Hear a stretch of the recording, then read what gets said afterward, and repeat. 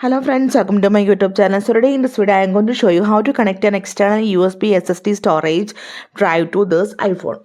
So let me show you these different two types of USB storage. So you can see the ends, you can see this is one is a C type and the one is USB port. So let me show you how to connect this one.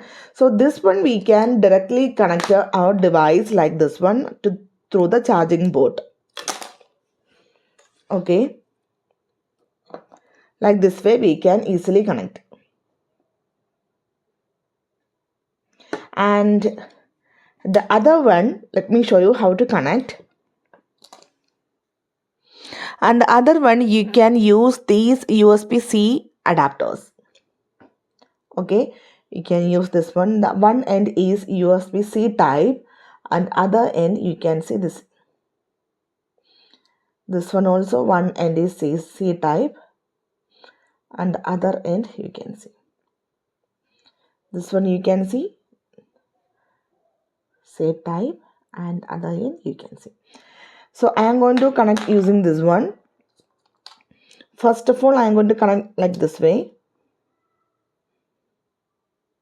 Okay, now this one we can easily connect it to our phone.